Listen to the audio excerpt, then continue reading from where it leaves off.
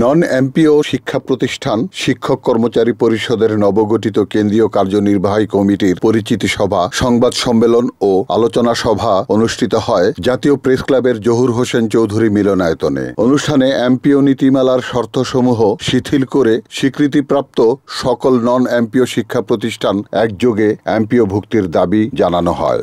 Non MPO শিক্ষা প্রতিষ্ঠান শিক্ষক কর্মচারী পরিষদের সভাপতি অধ্যক্ষ মোহাম্মদ নাজমুস শাহাদাত আজাদের সভাপতিত্বে ও মহাসচিব অধ্যক্ষ মোহাম্মদ মমিনুল হকের পরিচালনায় অনুষ্ঠানে বক্তব্য রাখেন বাসদের সহ সাধারণ সম্পাদক রাজেকুজ্জামান রতন, শিক্ষক কর্মচারী ঐক্যজোটের মহাসচিব মোহাম্মদ জাকির হোসেন, বাংলাদেশ রেড ক্রিসেন্ট সোসাইটির সাবেক পরিচালক ফকির নাসির উদ্দিন ও নন এমপিও আন্দোলনের অন্যতম শীর্ষ নেতৃবৃন্দ।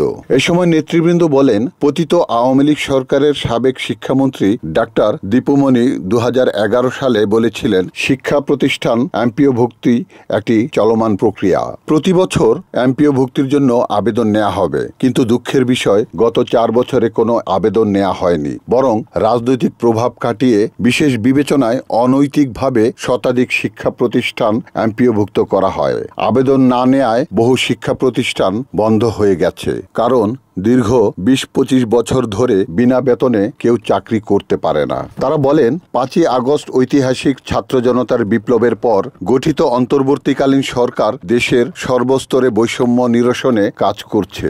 আমরা নন এমপিও শিক্ষক কর্মচারীরা দেশের মধ্যে সবচেয়ে বেশি বৈষম্যের শিকার। তাই নন এমপিও শিক্ষা প্রতিষ্ঠানের শিক্ষক কর্মচারীদের সামাজিক মর্যাদা ও সীমাহীন কষ্টের কথা চিন্তা করে এমপিও নীতিমালা 2021 এর সকল শর্ত শিথিল করে বিশেষ বিবেচনায় স্বীকৃতিপ্রাপ্ত সকল চলমান নন এমপিও শিক্ষা প্রতিষ্ঠান একযোগে এমপিওভুক্ত করে আমাদের এই দুর্বিষহ জীবন থেকে মুক্তি দিন। আমরা নন এমপিও শিক্ষকরা কোটা সংস্কার আন্দোলনের শুরু থেকেই শিক্ষার্থীদের পাশে থেকে আন্দোলনে যুক্ত ছিলাম। অন্তর্বর্তীকালীন সরকার গঠনের পর থেকে আমরা এই সরকারের সকল কার্যক্রমকে সমর্থন জানিয়ে এসেছি।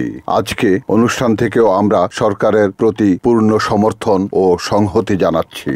বিগত ফ্যাসিস্ট সরকার ওই প্রতিবেশী দেশের প্রেসক্রিপশন অনুসারে এই দেশের শিক্ষা ব্যবস্থা চালিয়েছেন এবং শিক্ষাকে ধ্বংস করার জন্য প্রতিটি পদক্ষেপ গ্রহণ করেছেন।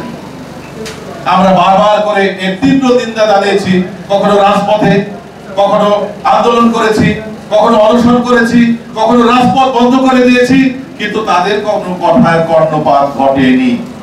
Report Shahjahan Chowdhury, NAN TV, Dhaka.